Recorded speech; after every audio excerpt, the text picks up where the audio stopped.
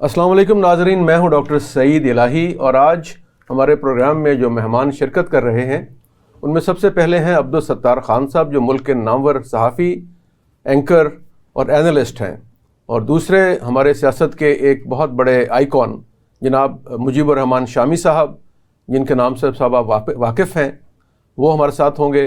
और तीसरे मेहमान हैं डॉक्टर मसूद शेख साहब, जो पब्लिक हेल्थ के माहिर हैं और जो पब्लिक हेल्थ है पाकिस्तान में उस पर इनके आर्टिकल्स, इनकी तकारीर, इनके मज़ामीन अक्सर व बेशतर अखबारात में और टीवी की ज़ीनत बनते हैं। तो आज हम अपने प्रोग्राम का आगाज़ करेंगे अब्दुल सत्तार खान साहब से। सत्तार साहब, ये बताइए, ये जो फ़लस्तीन और इसराइल का जो तनाज़ा कज़िया चल रहा है, ये कहाँ जाके ख़त्म होगा? अच्छा, ये ऐसा है कि हम तनाज़े को समझने के बजाय ना, उसकी सूझबूझ रखने की बजाय, उसकी डेप्थ में जाने की बजाय ना, हम अपनी माहिराना राय देने पे आ जाते हैं। अब अगर आपको उसकी डेप्थ है, आप उस तनाज़े को समझते हैं, तो फिर अच्छी बात करेंगे, चाहे किसी के हक में हो या किसी के खिलाफ हो। समझ के बात करना वो एक और बात होती है, बगैर समझे बात करना वो एक और बात होती है। पाकिस्तान में जो डिबेट चल रही है ना, इसमें कई दफ़ा देखने में आया कि इजराइल की तो ऑब्वियस बात है, आपने मुखालफत करनी है, हमास की, फ़लस्तीन की, मुसलमानों की आपने हमायत करनी है, लेकिन उसकी बुनियाद होनी चाहिए, उसके कोई फाउंडेशन स्ट्रॉन्ग होनी चाहिए जिसकी बुनियाद पर बंदा आपसे ये बात कर सके कि इसको इशू का पता है, ये हमास को भी जानता है, फ़लस्तीन को भी जानता है, इसराइल को भी जानता है।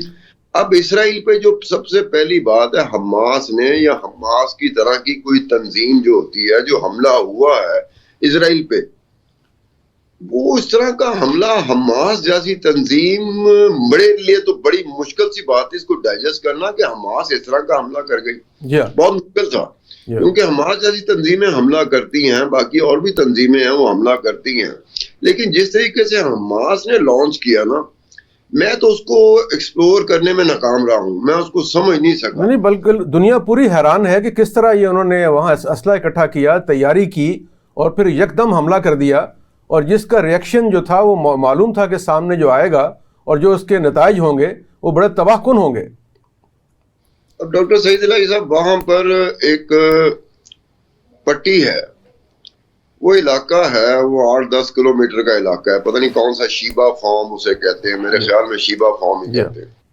वहाँ पे हमास ने सारी तैयारी की और हमास ने अटैक किया। किस पे अटैक किया? इसराइल के ऊपर। अब ऑफ गार्ड पकड़े जाना, अगर आप बैठे हैं या मैं बैठा हूं, अपने घर में बैठे हैं और सबसे महफूज तरीन घर है, वो महफूज तरीन घर में हमला हो जाता है और हम ऑफ गार्ड पकड़े जाते हैं, हमें पता ही नहीं चलता। आपका, अगर आप किसी महफूज तरीन घर में बैठे हो, उसमें हमला हो जाए और आपको ना पता चले और आप ऑफ गार्ड पकड़े जाए, ये बड़ी सबसे बड़ी सोचने समझने के लिए, फिक्रमंद होने के लिए बहुत बड़ा पॉइंट वैलिड था कि जिस तरह से हमास आए।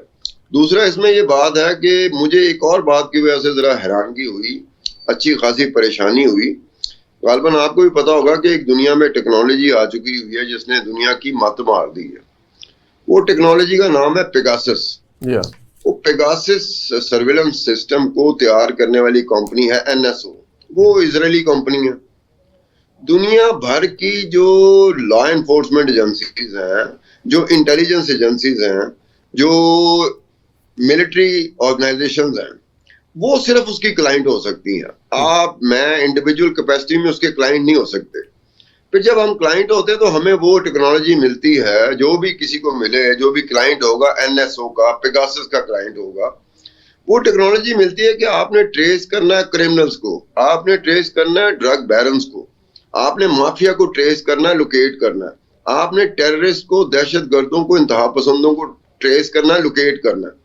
लेकिन वो इस्तेमाल करना शुरू हो गया अपने मुखालफों के ऊपर। जो क्लाइंट था उसने अपने मुखालफों पे इस्तेमाल करना शुरू कर दिया। उसमें हम जर्नलिस्ट भी आ गए।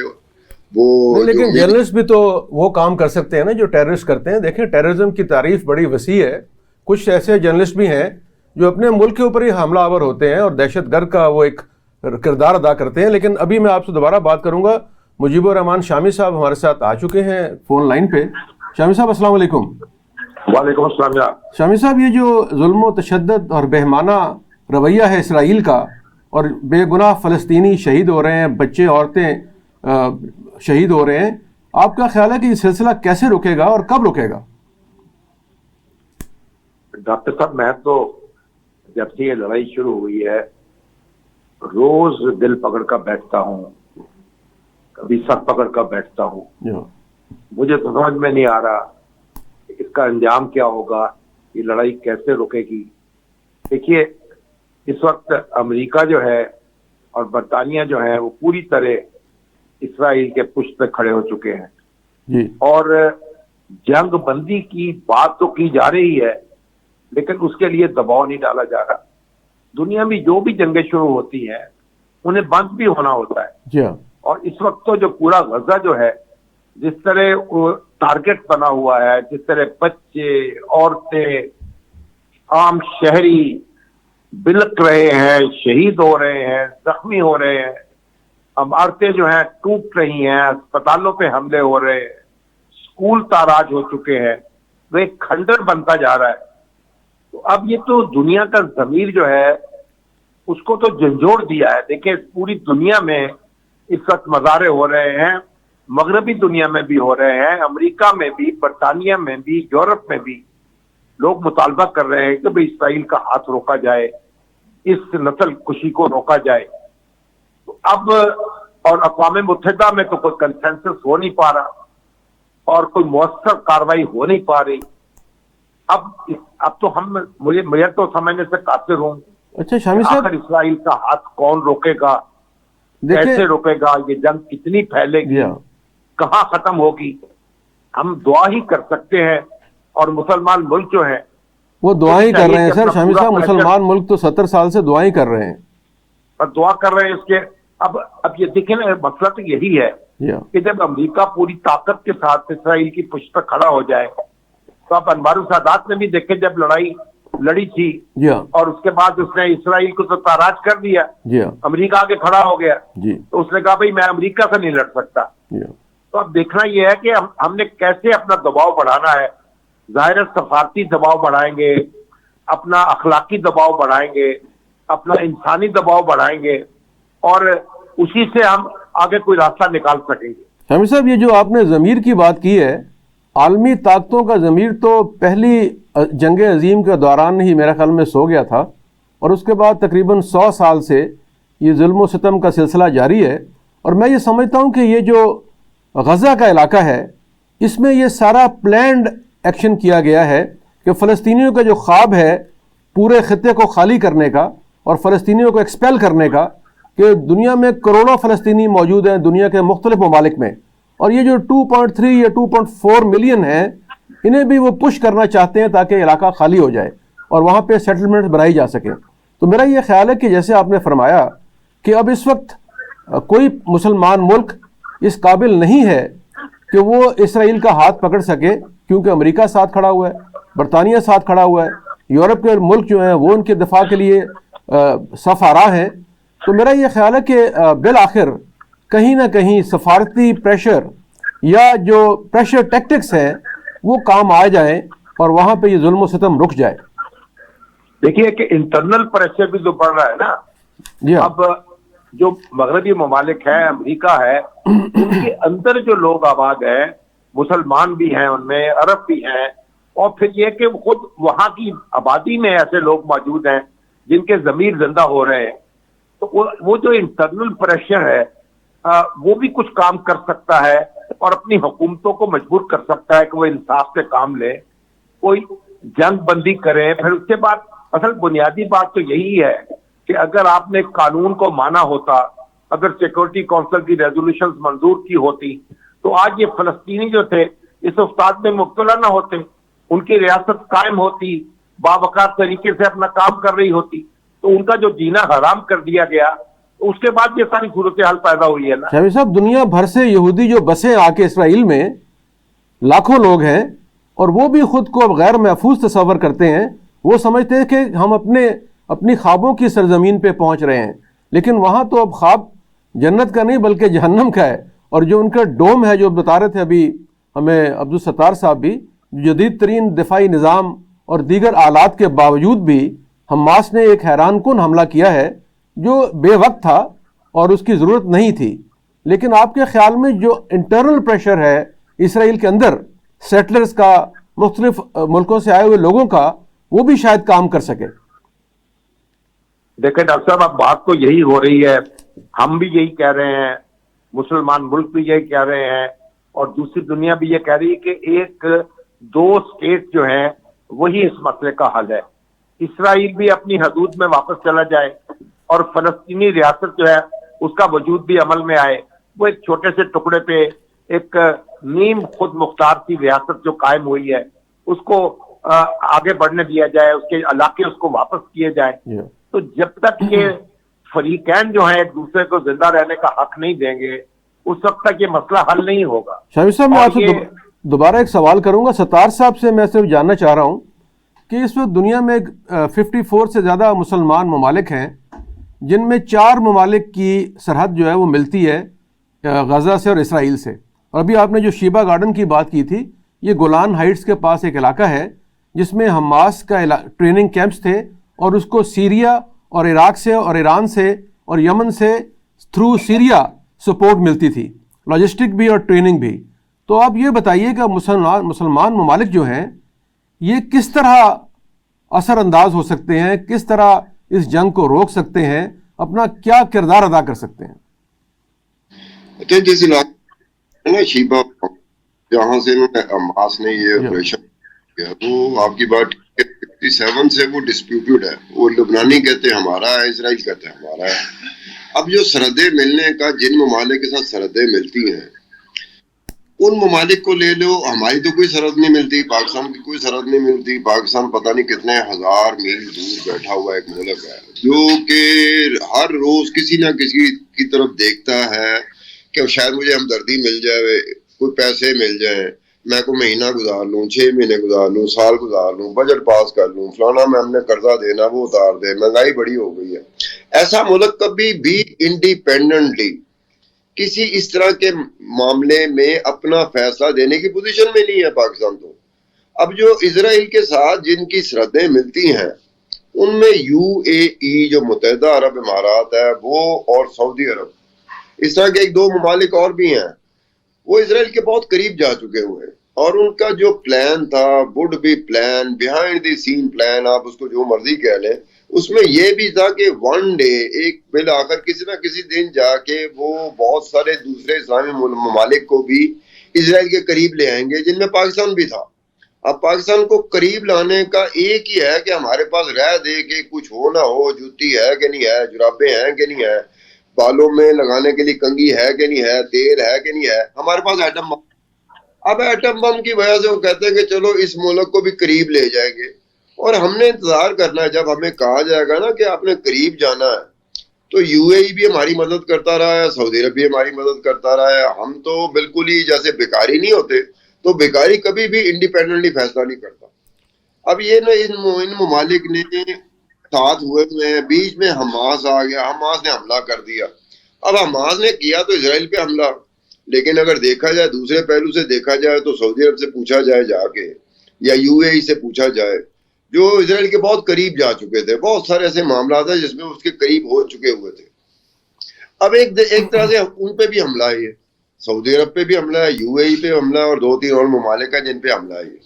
اب ہم وہ کہتے ہیں کہ فیس سیونگ کے لیے کیا کریں. فیس سیونگ کے لیے یہی ہوگا کہ یار اسرائیل نے بڑی زیادتی کرا ہے، اسرائیل کو روکا جائے. لیکن وہ اس طرح کی بات نہیں ہے، نہ سعودی عرب اس طرح کی بات کر رہا ہے، نہ UAE اس طرح کی بات کر رہا ہے. آپ امریکہ اور برطانیہ کی بات کر رہے تھے. لیکن پچھلے 5-6 دن میں سعودی عرب کے جو فرما روا ہیں محمد بن سلمان، انہوں نے اپنا رویہ کافی سخت اختیار کیا ہے، اور انہوں نے کنڈیم بھی کیا ہے اور جنگ روکنے کے لیے مختلف اپنے اثر و رسوخ کو استعمال بھی کیا ہے. Mohammed bin Salman is the author of Ibrahim accord. Ibrahim accord کا آتھر محمد بن سلمان ہے. لیکن اس وقت جو پوزیشن بنی ہوئی ہے اس میں تو مجبوری ہے بھائی. آپ کو جو سخت اور بڑا ہارڈ سینس لگتا ہے کہ ہارڈ کریٹک ہو کے وہ آگے ہیں، تو وہ ان کی مجبوری ہے. وہ دل سے کیا ہے، شامی صاحب اور بات ہوتی ہے. شامی صاحب یہ دائیں بائیں معاملہ یمن کے ساتھ ٹھیک کر رہے تھے، ایران کے ساتھ ٹھیک کر رہے تھے، اسرائیل کے ساتھ ٹھیک کر رہے تھے، بیچ میں حماس آ گیا. یہ یقیناً میں آپ سے سوال پوچھوں گا کہ حماس کس طرح آیا اور اس کو کس نے انسٹال کیا اور کس طرح اس سے جان چھوٹے گی. لیکن شامی صاحب ابھی آپ جو قطر ہے، یہ ایک ایسا ملک ہے جس نے ہمیشہ اسرائیل کو تسلیم کیے رکھا ہے، اس کے علاوہ ترکی کے بھی تعلقات رہے ہیں. ایک زمانے میں ایران بھی اسرائیل کے بہت قریب تھا. ایران عراق جنگ میں ایران نے عراق کے خلاف اسرائیل سے اسلحہ بھی حاصل کیا تھا. تو یہ 3 ممالک مختلف مراحل پہ اسرائیل کے بڑے قریب رہے ہیں. اور ابھی حال ہی میں ڈیوڈ بارنے جو موساد کا چیف ہے وہ 2 دن قطر رہ کر آیا ہے. اور دنیا میں جتنے بھی اس طرح کے مذاکرات ہوتے ہیں، طالبان سے ہوں، دہشت گردوں سے ہوں، اسرائیل سے ہوں، وہ قطر میں ہی ہوتے ہیں. تو ایک تو میں سمجھتا ہوں کہ آپ کی رائے میں جاننا چاہوں گا کہ قطر ایک اہم ملک ہے جس کے سب سے تعلقات ہیں اور وہ انفلوئنس کر سکتا ہے، اور ان کی ایکٹیویٹیز سے یہ جنگ رک بھی سکتی ہے اور وہاں پہ امن و امان بحال بھی ہو سکتا ہے. دیکھیے، قطر الجزیرہ کا ہیڈ کوارٹر قطر ہے. جو حماس کے رہنما ہیں اسماعیل ہانیہ وہ کہاں ہیں؟ اور قطر جو ہے وہ تو ایک بڑا اہم ملک ہے کہ اس میں متضاد قوتیں جو ہیں ان کے نمائندے موجود ہیں، ان سے ان کے تعلقات بھی ہیں. ابھی بھی انہوں نے کوشش کی ہے جو رفح کی جو آپ کا انٹری پوائنٹ ہے وہ کھل جائے اور غیر ملکی جو ہیں وہاں سے ان کا انخلا ممکن ہو جائے اور زخمی جو ہیں وہ وہاں سے نکالے جا سکیں. تو بات یہ ہے ڈاکٹر صاحب کہ ہم اس میں عملی طور پر تو شریک نہیں ہو سکتے نا. ہم تو ان کو امدادی کاروائیوں میں شریک ہو سکتے ہیں. ہم اپنا ایک ڈپلومیٹک انفلوئنس استعمال یعنی جو جہاد کی آخری حد ہے کہ دل سے برا سمجھ سکتے ہیں، دل سے برا سمجھ سکتے ہیں کیونکہ ہماری سرحدیں ان کے ساتھ ملتی نہیں ہیں. اور سرحدیں مل بھی جائیں تو پھر بھی آپ دیکھیں کہ جو جس طرح امریکہ نے آ کے وہاں ان کو ایک ڈیفنس سسٹم مہیا کیا ہے اور جس طریقے سے پوری شدت کے ساتھ ان کے ساتھ کھڑا ہوا ہے، تو دباؤ تو اسی طرح بڑھانا پڑے گا. میرا خیال امریکہ پر بھی پورا دباؤ ہمیں ڈالنا چاہیے اور ان کے اندر جو لوگ بیٹھے ہوئے ہیں ان کو بھی جھنجھوڑنا چاہیے. اس کے علاوہ ہمارے پاس کوئی اور چارہ نہیں ہے کہ ہم جو دنیا کے ضمیر کو جھنجھوڑیں اور اپنا سفارتی دباؤ بڑھائیں، کیونکہ یہ مسئلہ جو ہے آپ غزہ کو نیست و نابود کرنا چاہتے ہیں لیکن اس کو وہ ایک بڑی اور تباہی کا آغاز ہوگا. اس تباہی سے بات رکے گی نہیں. اسرائیل نے اس خطے میں رہنا ہے تو وہ اس طرح نہیں رہ سکتا کہ آگ ہر طرف لگی ہوئی ہو اور وہ امن اور چین کی بانسری بجا لے. تو یہ بیٹھ کے ہی بات کرنی پڑے گی، نیگوشیٹڈ سیٹلمنٹ کرنا پڑے گا، دونوں ریاستوں کا وجود تسلیم کرنا پڑے گا، تبھی بات جو ہے وہ بڑھ سکے گی اور تبھی امن قائم ہو سکے گا. شامی صاحب، اس سے پہلے کہ میں آپ سے اجازت طلب کروں، ایک اور بڑا اہم واقعہ ہوا قطر میں جو انڈین نیوی کے آفسرز کو انہوں نے سزائے موت کا حکم دیا ہے اور وہ بہت بڑا ایک ایشو ہے. اس میں انڈیا نے بڑی حکمت عملی سے ایران، بحرین، سعودی عرب، UAE اور بہت سے مسلمان ممالک، ایون انڈونیشیا، ان سے دفاعی پیکٹ کیے ہیں اور ان کی نیوی کو تربیت دینے کے لیے اپنے افسران وہاں بھیجے ہیں، ان کی بیسز میں انویسٹمنٹ کی ہے. یعنی دوشنبے سے لے کر تاجکستان جہاں پہ $10 بلین سے وہاں ایئرپورٹ تعمیر کیا اور اس طرح تمام ملکوں میں اپنا اثر و رسوخ بڑھایا ہے. تو ابھی معلوم ہوا کہ یہ تمام جو اثر و رسوخ تھا ان ملکوں میں Indian navy, army, air force یا دیگر لوگ جو کام کر رہے تھے ان میں میجورٹی جو ہے وہ جاسوس ہیں اور وہ اطلاعات فراہم کرتے ہیں اسرائیل کو یا مسلمان مخالف ملکوں کو.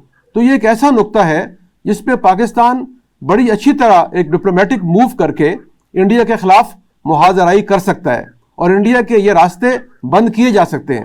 آپ کیا سمجھتے ہیں کہ کیا یہ ممکن ہے؟ دیکھیے جی، انڈیا کی جو توسیع پسندی ہے اور اس کے جو عزائم ہیں وہ تو بہت دور تک دیکھ رہے ہیں. وہ تو سارا پورا علاقہ جو ہے یہ اس کو اپنے دائرہ اثر میں لانا چاہتا ہے اور اس کے لیے وہاں جال بچا رہا ہے. تو اب تو وہ دیکھیے پاکستان کی بات کوئی تو یہ پاکستان کی وزارت خارجہ، پاکستان کی حکومت کیا کر رہی ہے؟ اب مصیبت ساری یہ، ہمیں تو اپنے جھگڑوں میں پڑے ہوئے ہیں ہم. لیکن ایک اچھی بات ہوئی شامی صاحب، ایک بات اچھی ہوئی ہے کہ یہ جو جاسوس پکڑے گئے ہیں قطر میں، اس میں ہماری انٹیلیجنس ایجنسی نے بھی کافی اہم کردار ادا کیا ہے. یہ ہماری تو خدائی امداد مل گئی نا ایک ہمیں. جی ہاں. تو میرا خیال یہ جو ملک ہیں اب ان کے آنکھیں کھلیں گی، ان کو سمجھنا پڑے گا کہ بھئی انڈیا کے ساتھ یہ معاملہ اتنا آسان نہیں ہے. انڈیا تو ان سب کے ریسورسز پہ قابو کرنا چاہتا ہے، ان کو اپنی ہیجمنی قائم کرنا چاہتا ہے اور ان کی خود مختاری جو ہے اس کو طلب کرنا چاہتا ہے. تو انڈیا کو ایک بے ضرر طاقت سمجھ کے وہ اپنے اندر نہ گھسنے کی اجازت دیں. تو میرا خیال یہ ایک وارننگ ہے ان کے لیے جس کو انہیں سننا چاہیے اور سمجھنا چاہیے. دیکھیے ہمیں یہ ایک پلینگ فیلڈ مل گیا ہے، میرا خیال میں ہمیں اس پہ کام کرنا چاہیے پاکستانی حکومت کو، اور ہماری جو اثاثے ہیں، ہمارے جو ISI ہے اور دیگر ادارے ہیں جنہوں نے اس کام میں بڑی امداد اور معاونت کی ہے، انہیں چاہیے کہ یہ اس کام کو آگے بڑھائیں اور انڈیا کے اصل چہرے سے دنیا کو آگاہ کیا جائے. شامی صاحب بہت شکریہ، آپ نے قیمتی وقت دیا. انشاءاللہ دوبارہ آپ سے بات ہوگی. ناظرین اس وقت ہے ایک بریک کا، چند ہی لمحوں میں دوبارہ ملیں گے. ویلکم بیک ناظرین. ابھی بریک کے بعد دوبارہ جناب عبدالستار خان صاحب ہمارے ساتھ موجود ہیں. عبدالستار صاحب، یہ میں نے ابھی جو بات کی شامی صاحب سے کہ قطر میں جو واقعہ ہوا ہے، وہ یعنی انڈین جاسوس قطر میں امپلانٹ کیے گئے اور وہ ساری انفارمیشن اسرائیل کو دے رہے تھے. اس سے پہلے کینیڈا میں انڈین ایجنسی را نے ایک سکھ لیڈر ہردیپ سنگھ جو تھا اسے وہاں مرڈر کیا، جس پہ کینیڈین گورنمنٹ، امریکن گورنمنٹ نے احتجاج کیا. تو اس طرح 2-3 ایسے واقعات ہوئے ہیں جس سے ہم دنیا میں بھارت کے خلاف ایک بہت بڑی پروپیگنڈا مہم چلا سکتے ہیں. جس طرح بھارت ہمارے پر دہشت گردی کے الزام لگاتا ہے، دنیا میں ہمیں ذلیل و رسوا کرتا ہے، یہ ہمارے پاس بہترین موقع ہیں. کیا ہماری حکومت، وزارت خارجہ اور دیگر ادارے جو ہیں اس پہ ایک مثبت اور مضبوط مہم چلا سکتے ہیں اور اس میں دنیا کو انڈیا کا چہرہ دکھا سکتے ہیں؟ سعید الہی صاحب، میں انویسٹیگیشن رپورٹر ہوں. اگر میری انویسٹیگیشن ہی ٹھیک نہیں ہے تو میں کسی کی مت کیسے مار. جو 2 ایسے واقعات ہیں، میں خود حیران ہوا جب میں نے اس کو ڈیگ کیا کہ پاکستانی گورنمنٹ کو بھی نہیں پتا، پاکستانی وزارت خارجہ کو بھی نہیں پتا، اور اگر پتا ہے تو یہ اس کے ساتھ کھیلے کیوں نہیں؟ آنکھیں بند کی ہوئی ہیں. نہ میڈیا جو ہے نا اس پہ آیا. وہ 2 واقعات ایسے عدالت کے واقعات ہیں، ایک جرمنی کی عدالت میں اور ایک فرانس کی عدالت میں. ایسے دستاویزات جمع کرائے گئے متعلقہ اتھارٹیوں نے کہ یہ جو انڈر کور جاسوس ہوتے ہیں، یہ انڈین انڈر کور ڈپلومیٹس اور انڈین انڈر کور کے علاوہ جو unofficial lobbyist and unofficial diplomats جن کو ہائر کیا جاتا ہے، جن کی سروسز ہائر کیا جاتی ہے، جیسے آپ بیٹھے ہیں، آپ اینکر ہیں، میں اینکر ہوں، ہماری کوئی سروسز ہائر کر کے تو ہمیں پیسے دیتا ہے، ان کو پیسے دیے جاتے تھے. ایک رپورٹ میں انہوں نے کہا کہ جی AP نام کا بندہ، unnamed chief editor in chief اور Hindi newspaper in Canada, اس کو ہم نے حراست میں لیا. AP کے نام سے انہوں نے رکھا تھا. انٹیلیجنس ایجنسی کی رپورٹ ہوتی ہے جسے نام نہیں دیتے. تو انہوں نے کہا وہ یہ کام کر رہا تھا کہ ہمارے نیشنل افیئر میں، انٹرنل افیئرز میں یہ گھسا ہوا تھا اور اس کی ایکسس تھی. اس کو را استعمال کر رہی تھی، انڈین انٹیلیجنس ایجنسیز استعمال کر رہی تھیں، اور جب اس کو پکڑا گیا تو انہوں نے پاکستان انٹیلیجنس ایجنسیز کا نام لیا، اور پاکستان انٹیلیجنس ایجنسیز کا بیچ میں تھا ہی نہیں کوئی کردار. جرمنی اور میں فرانس کی بات کر رہا ہوں، میں کوئی اپنے پاکستان کی بات نہیں کر رہا کہ ہم پہ الزام لگ سکتا ہے کہ یار انہوں نے کوئی بنی بنائی چیز، کوئی کہانی گڑی ہے اور وہ پیش کر دی. اس کے بعد فرانس کی عدالت میں ہی ایک مقدمہ ہے جس میں یہ مجاز اتھارٹی متعلقہ اداروں کی آفیشیل ڈاکومنٹ سبمٹ ہوئے، جس میں کہا گیا کہ 2 میاں بیوی، ایک کا انہوں نے منموہن ایس لکھا ہوا ہے. اب منموہن ایس میرا گیس ہوا کیا کہ منموہن سنگھ ہوگا، اور رنجیت کے. اب رنجیت کے کا مکمل رنجیت کے، اب کے کا مطلب میں سمجھ رہا ہوں کور ہے، تو دونوں سکھ. ان دونوں کو انہوں نے کہا کہ یہ ان آفیشیل لابیسٹ، ان آفیشیل ڈپلومیٹس اور انڈر کور یہ انڈین را ایجنسی کے لوگ ہیں جن کو 7,000 یورو باقاعدہ معاوضہ سروسز ہائر کی جاتی ہے تو ان کو معاوضہ دیا جاتا ہے. ان کو کہا گیا تھا کہ آپ نے پینیٹریٹ کرنا ہے، جو سکھ کمیونٹی ہے اس میں پینیٹریٹ کرنا ہے. ایکسس آپ کی ہے بہت ماشاءاللہ. پینیٹریٹ کر کے آپ نے جو پرو انڈیا سکھ ہے اس کو فیسیلیٹیٹ کرنا ہے، اور جو پرو خالصتان سکھ ہے نا اس کو آپ نے ڈسکریج کرنا ہے، اس کو آئیڈینٹیفائی بھی کرنا ہے اور ڈسکس بھی کرنا ہے. اس میں بھی یہ ہوا کہ اس میں بھی پاکستان کی انٹیلیجنس ایجنسی ISI کا نام دیا گیا. انہوں نے کہا ISI کا دور دور سے اس کا تعلق نہیں ہے، یہ انڈیا کی را ایجنسی ہے. جو دونوں جن کے نام میں بتا رہا ہوں نا، ایک کا AB کر کے اور ایک کا میاں بیوی کر کے، وہ دونوں نے بالآخر مانا کہ جی ہمیں انڈین ایجنسی را نے ہمیں ہائر کیا تھا، اور مختلف جو ملٹائی ہوتے ہیں نا کہ مختلف قسم کے ہمیں انہوں نے اسائنمنٹس دی ہوئی تھی کہ آپ نے یہ کرنا ہے، یہ کرنا ہے، اس یہاں ایکسس سوسائٹی کا سیگمنٹ ہے، یہاں ایکسس لینی ہے، اور یہاں ان چیزوں کو آپ نے پروان چڑھانا ہے اور پبلک اوپینین کو آپ نے مولڈ کرنا ہے. اب وہ سارے کا سارا انڈیا کی را ایجنسی کے اوپر جاتا ہے کہ وہ کس طریقے سے انڈر کور، ایک تو انڈر کور ڈپلومیٹس ہوتے ہیں پوری دنیا کے ہوتے ہیں، پاکستان کے بھی ہوتے ہیں، باہر کے ممالک کے. ایک ہوتا ہے کہ آپ نے unofficial lobbyist and unofficial diplomats, وہ ایک دوسری چیز ہو جاتی ہے جس میں آپ 7,000، میں نے یورو کی بات کہی کہ 7,000 ان کو معاوضہ ملتا تھا. جی ستار صاحب، یہ جو آپ نے بتایا ہے کہ یہ پورا جب سے نام سے ہائی لائٹ کر سکتے تھے، اٹھا سکتے تھے. میں یہی گزارش کر رہا ہوں کہ جب سے مودی سرکار یہاں آئی ہے بھارت میں، تو ان کے توسیع پسندانہ عزائم جو ہیں اینٹی مسلم اور اینٹی سکھ ایکٹیویٹیز میں بہت اضافہ ہوا ہے. ہمارے ساتھ ڈاکٹر مسعود شیخ صاحب موجود ہیں جو پبلک ہیلتھ کے بہت ماہر ہیں اور ڈاکٹرز کی ایسوسیشن جو ہیں ان میں بڑی نمایاں حیثیت رکھتے ہیں. ڈاکٹر صاحب یہ بتائیں کہ ابھی بات ہو رہی تھی غزہ اور اسرائیل کی، تو ابھی کچھ میں دیکھ رہا تھا کہ پاکستانی ڈاکٹرز، پیرامیڈکس، نرسز اور دیگر طبی سامان جو ہے امداد، یہ غزہ لے جانے کی کوشش کی جا رہی ہے، تو اس کے بارے میں کیا اطلاعات ہیں آپ کے پاس؟ دیکھیے اس وقت جو سیاسی کے ساتھ ساتھ جو صحت کی بہت بڑا کرائسس ادھر آ رہا ہے، اس میں ڈسیبلٹیز ہو رہی ہیں، اس میں ڈیتھ ہو رہی ہیں، اس کے اندر آرگن فیلیئرز ہو رہے ہیں، انفیکشنز بہت زیادہ ہیں، نیوٹریشن کی کمی ہو رہی ہے جس کی وجہ سے بچوں میں میل نیوٹریشن پھیلنے کا خطرہ ہے، اور ساتھ ساتھ جو میڈیسن کا ریزرو تھا ان کا وہ ڈپلیٹ ہونا شروع ہو گیا ہے. تو اس لیے اس وقت جو شاید پولیٹیکل ان کو سپورٹ کے ساتھ ساتھ جو سب سے امپورٹنٹ اس وقت سپورٹ کی ضرورت ہے وہ میڈیکل کور ہے اور ہیلتھ کیئر کور ہے. اس میں اس وقت پلان تو یہی ہے کہ پاکستان کی طرف سے جیسے الخدمت ہے، ان کے ذیلی ادارے ہیں اور ان کے ساتھ کچھ اور ڈاکٹرز ہیں، وہ ٹیمیں بنا کے جب بھی انہیں پرمیشن ملے گی تو غزہ جا کے جو بھی ان کو صحت کی سہولیات ہیں وہ دینا پڑے گا. ادروائز اگر آپ دیکھیں تو جو کرائسس ابھی ہوا ہے، آنے والے چند مہینوں میں جو ڈیزیز اور جو اس کے ساتھ بیماریوں کے ساتھ جو حال ان کا خراب ہونا ہے، تو ڈیتھ ٹول کے اندر اور ڈسیبلٹی میں بہت زیادہ اضافہ ہو سکتا ہے. اچھا، ہم ڈاکٹر صاحب دوبارہ آپ سے بات کریں گے. ستار صاحب، آپ اس کو کنکلوڈ کر لیں جو آپ بات کر رہے تھے کہ یہ جو اس وقت مودی گورنمنٹ ہے اور اس کے ساتھ جو اس کے حوالی ہیں، جس طرح وہ پوری دنیا میں اینٹی مسلم ایکٹیویٹیز کر رہے ہیں اور انڈیا کے اندر بھی مسلمانوں سے جو رویہ اختیار کیا گیا ہے وہ قابل شرم ہے، تو اس کا جو کاؤنٹر اٹیک ہے پاکستان کی طرف سے، وہ آپ کے خیال میں کیا ہونا چاہیے اور مسلمان ملکوں کو کس طرح یکجا کیا جائے بھارت کے خلاف؟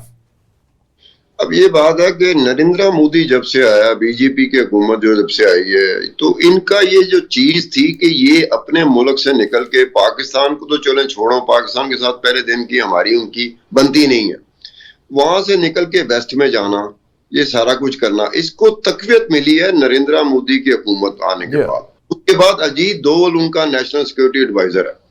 اجیت دوول ایک ایسا بندہ ہے، دونوں ہی دہشت گرد ہیں. وہ آپ سمجھ لیں کہ نریندر مودی کا جو سیکنڈ آپ فیز کہہ لیں، چیپٹر کہہ لیں، یا اس کا ورشن کہہ لیں، جو انٹیلیجنس کی دنیا کا، کیونکہ اس کا بیک گراؤنڈ تو انٹیلیجنس کا بیک گراؤنڈ ہے، لیکن نریندر مودی اور اجیت دوول کا ایک آپس میں ہے کہ وہ ایک دوسرے کو سمجھتے بھی ہیں، ہم خیال بھی ہیں، لائک مائنڈڈ بھی ہیں، اور دونوں کا خیال یہ ہے کہ بس تہس نہس کر دو. اچھا ستار صاحب، یہ ساری چیزیں بہت زیادہ پروان چڑھی. آپ پاکستان کی بات کرتے ہیں تو پاکستان میں ہمارے ہاں سیاسی مسائل اس طرح کے ہو جاتے ہیں، ہمارے سیاستدان اس طرح کے آ جاتے ہیں جو فوج کی ایسی تیسی کر دیتے ہیں، جو اسٹیبلشمنٹ کی ایسی تیسی کر دیتے ہیں، جو آئی ایس آئی کی ایسی تیسی کر دیتے ہیں. اب اپنے ملک میں جب اس طرح کی صورتحال ہو تو آپ نے کاؤنٹر کیسے کرنا ہے انڈیا کو؟ جب آپ کے ملک میں بندہ بیٹھا ہو جو کہہ رہا ہو کہ ساری بیماریوں کی جڑ جو ہے نا یہ ہے. سر اسی لیے میں سمجھتا ہوں کہ جو یہ 9 مئی کے بعد آئیڈینٹیفائی ہوئے لوگ، خصوصاً وہ لوگ جو سپانسرڈ ہیں، پیڈ ہیں، انہیں فنڈنگ ہوتی ہے کہ وہ Pakistani army, I S I کے خلاف پروپیگنڈا کریں، ان کو آئیڈینٹیفائی کرنا، ان کو پکڑنا، ان کو سزائیں دینی، ان کو فکس اپ کرنا، یہ بہت ضروری ہے. اب یہ ڈاکٹر سعید الہی صاحب، یہ 9 مئی کا آپ نے ریفرنس دیا، مجھے نہیں سمجھ آئی. میں سرکاری ڈاکومنٹ دیکھنے کی کوشش کرتا ہوں کہ وہ بات ہے کہ نہیں ہے. وہ بات اپنی جگہ پر ہے، لیکن اس کا بیان ابھی تک اس طریقے سے کیا نہیں گیا کہ جب 9 مئی کو جب وہ سب کچھ ہو رہا تھا، کور کمانڈر ہاؤس میں گھسے ہوئے تھے، جی ایچ کیو گھسے ہوئے تھے، تو اس وقت یہ نعرہ ساتھ ساتھ یہ چل رہا تھا، آپس میں باتیں کر رہے تھے جو ہم لوگ اس میں شامل تھے. جو ہم شامل تھے نا، وہ آپس میں بات بلا کیا کر رہے تھے کہ اگر اس وقت انڈیا حملہ کر دے تو ہم انڈین فوج کا ساتھ دیں گے. اب یہ دیکھیں کہ یہ میں دیکھا ہوں کئی جگہ پہ دیکھا ہے شرمناک حد تک لوگ نیچے گر گئے ہیں کہ انہیں یہ سمجھ نہیں آ رہی کہ اگر پاکستان کی آرمی نہ ہو تو پاکستان کا وجود ممکن نہیں ہے. پاکستان کے دفاع کی ضمانت پاکستان آرمی اور اس کی ایجنسیز ہیں. اب سعید الہی صاحب یہ بات جو ہے نا یہ فوج کو سمجھنا چاہیے کہ پال تو فوج رہی تھی ان کو. یہ جو بھی بندے تھے 9 مئی کو جو واقعہ جب پالا جائے اور کوئی آدمی غداری کرے تو اس کا انجام بھی غدار جیسا ہی ہونا چاہیے. اور یہ ہونا چاہیے لیکن اپنی پسند کے. دیکھو مجھے نقصان ہو رہا ہے, مجھے فائدہ ہو رہا ہے, میں جب نقصان ہوتا ہے میں پاکستانی نہیں رہتا. میں اپنے فائدے کے لیے پاکستان کو جتنا بھی نقصان پہنچا سکوں میں پہنچاؤں گا. مجھے پتا ہے کہ اس میں میرا فائدہ ہے. ستار صاحب ذرا آپ اجازت دیں, آج کل آپ تھوڑا سا ہم اپنے ٹاپک کو چینج کرتے ہیں کیونکہ ہمارے پاس وقت کم رہ گیا ہے. ابھی لاہور شہر دنیا کا آلودہ ترین شہر بن چکا ہے اسموگ کے حوالے سے. یعنی دنیا میں سب سے آلودہ ترین شہر لاہور ہے, جو آپ کا اور میرے دلوں کی دھڑکن ہے. ہمیں اس سے پیار ہے, ہم اسے کہتے ہیں لاہور لاہور ہے جی. تو اس حوالے سے ڈاکٹر صاحب بیٹھے ہوئے ان سے بات کرتے ہیں. ڈاکٹر صاحب یہ اسموگ ہے کیا؟ دیکھیے جیسے جیسے موسم تبدیل ہوتا جا رہا ہے تو فوگ اور اسموک جب مل جاتے ہیں تو وہ ایک نیا کمبینیشن بنتا ہے جس کے اندر نہ صرف فوگ ہوتی ہے بلکہ اس کے اندر کیمیکل بھی ہوتے ہیں, اس میں وائرسز بیکٹیریا, یہ سارا ایک مکسچر بن جاتا ہے. اور جیسے آپ نے ذکر کیا کہ کچھ شہری علاقوں کے اندر یہ زیادہ فوکس ہو جاتا ہے کیونکہ وہاں آٹو موبائل سے دھواں بھی نکل رہا ہے, فیکٹریز کا بھی دھواں نکل رہا ہے, پھر ہم مشینیں بہت سارے یوز کرتے ہیں. اور اگر آپ ٹرانسپورٹ کی طرف جائیں تو لیکن گاؤں میں بھی لوگ یہ جو جلاتے ہیں پرانی فصلیں, یہ ایک فیکٹر ہے. جی بالکل, یہ فیکٹر ہے جب آپ وہ آگ لگاتے ہیں. لیکن اس وقت انہوں نے سرکاری طور پہ اس پہ بین لگا دیا ہے کہ آپ نے فصل کو آگ نہیں لگانی, لیکن پھر بھی اسی طرح بھٹے جہاں سرکاری طور پہ تو بین بہت سی چیزوں ہاں لیکن اس کے پر عمل نہیں ہو رہا. اسی طرح جو بھٹے ہیں جس میں اینٹیں بنائی جا رہی ہیں. اور پھر ایک اور چیز بھی ہے جو کنسٹرکشن جب ہم کرتے ہیں اس موسم میں خاص طور پہ جو بڑی بڑی بلڈنگ ہائی رائز بلڈنگ کو کرتے ہیں تو وہاں سے جو ڈسٹ آ رہی ہوتی ہے وہ بھی اسی ماحول کے اندر مکس ہو جاتی ہے. اچھا اب اس کے نقصانات کیا ہیں؟ اسموگ جو ہے یہ انسانی صحت کے لیے کیسے مضر ہے؟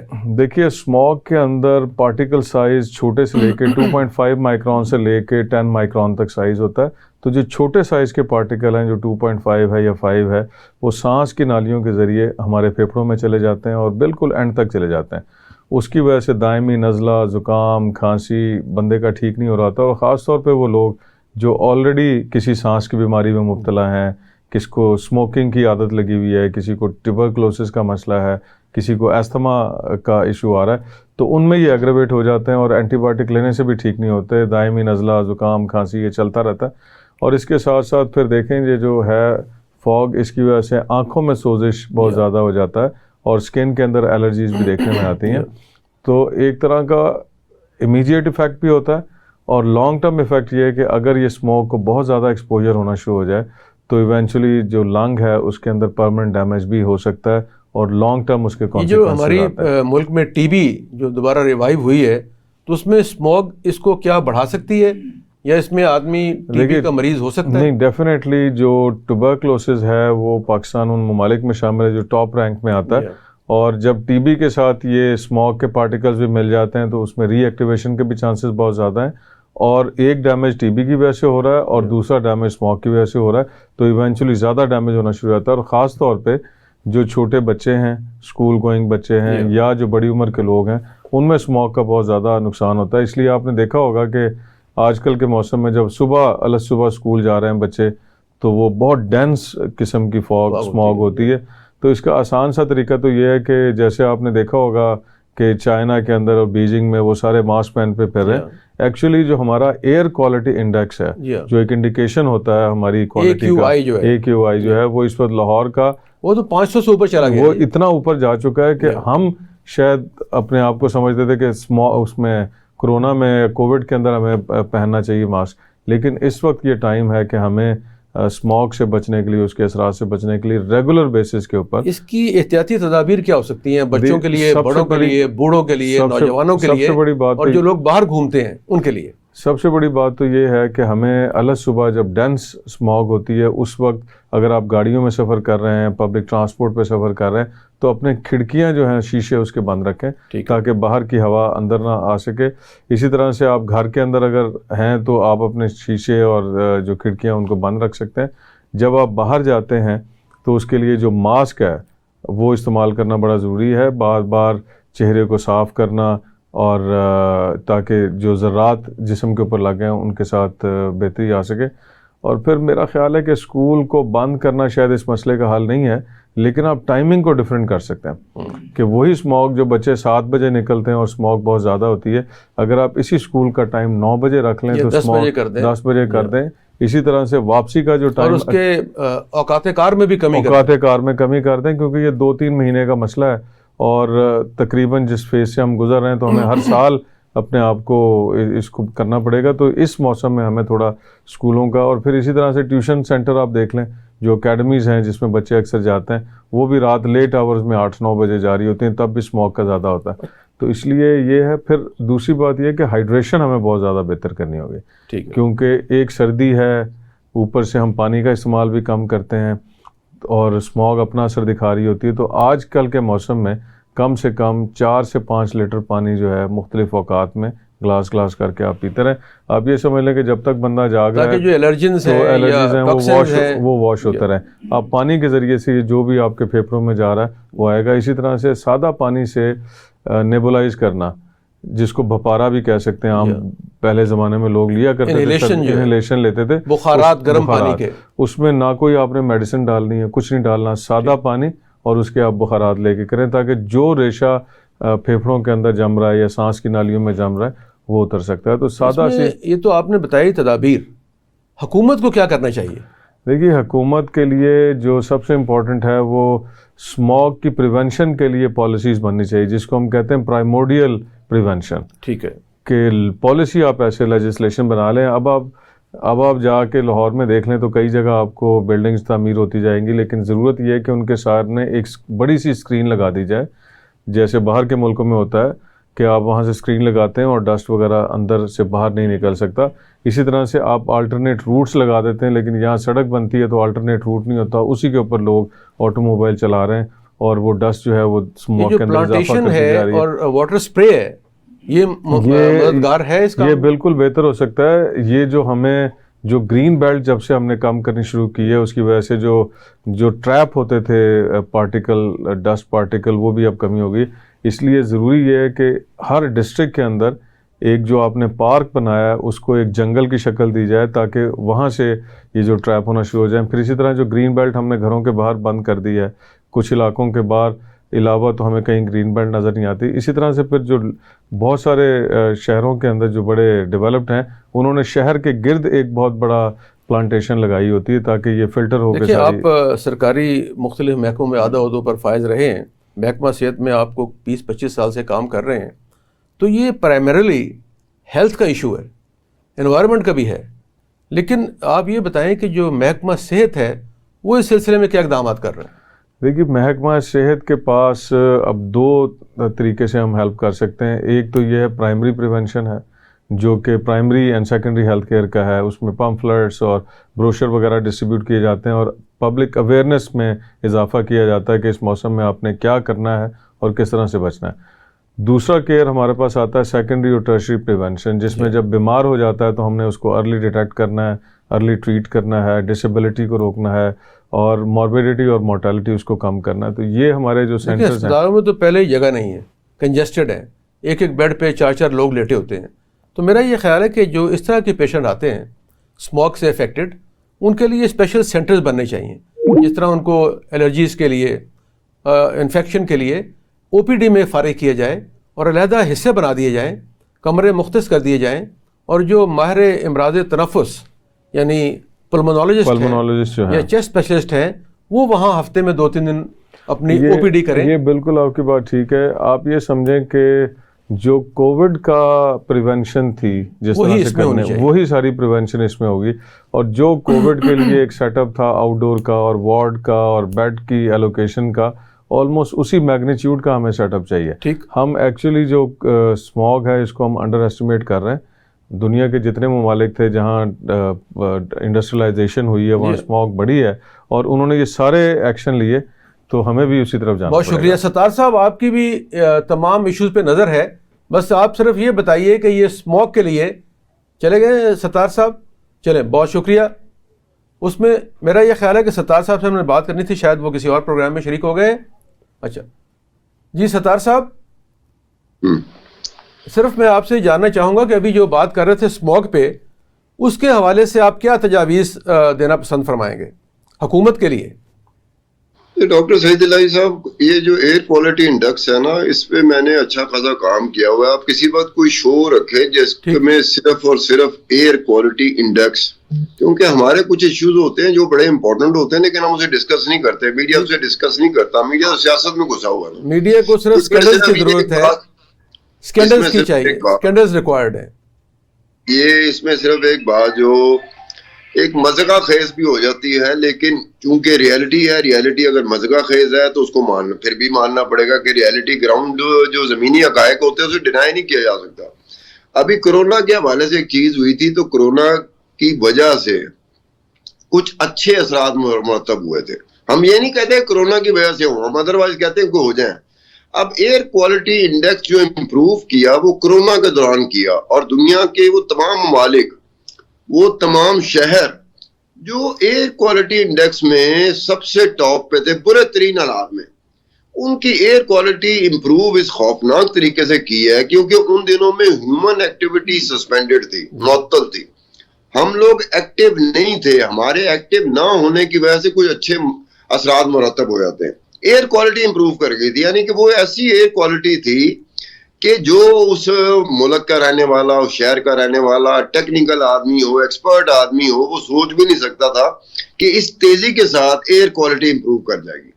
تو اس کا مطلب ہوا کہ ہماری حرکات ہی ایسی ہیں جس کی وجہ سے ایئر کوالٹی متاثر ہوتی ہے، جس کی وجہ سے ہم لوگ ایسی ایسی مصیبتوں میں پہلے گرے ہوئے ہیں، تو پھر ایسی مصیبتوں، مزید مصیبتوں میں گر جاتے ہیں۔ وہ ان کی وجہ صرف ہم لوگ ہوتے ہیں۔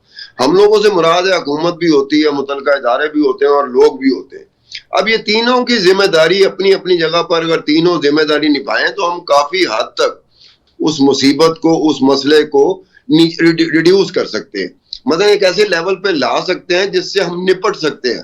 اس وقت تو ایسے لیول پہ چیز چلی جاتی ہے جس سے ہم نپٹ ہی نہیں سکتے۔ ہم تو صرف ٹی وی پہ بیٹھ کے یہی کہہ رہے ہوتے ہیں مارے گئے، مر گئے، یہ تباہ ہو گئے۔ اب اس سے پہلے کہ یہ بات ٹی وی پہ آگے کریں کہ مر گئے، مارے گئے، تباہ ہو گئے، اس سے پہلے ہمیں کچھ کرنا، پریکٹیکل تو کرنا پڑے صاحب گا۔ آپ نے کوزے میں دریا بند کر دیا ہے، انشاءاللہ اس پہ ایک نیا پروگرام کریں گے جس میں تفصیل سے گفتگو کریں گے۔ آپ کی باتوں سے یہ ثابت ہوا کہ ہم پاکستانی اپنی تباہی کے خود ذمہ دار ہیں، اپنی بیماریوں کے خود ذمہ دار ہیں۔ بہت بہت شکریہ۔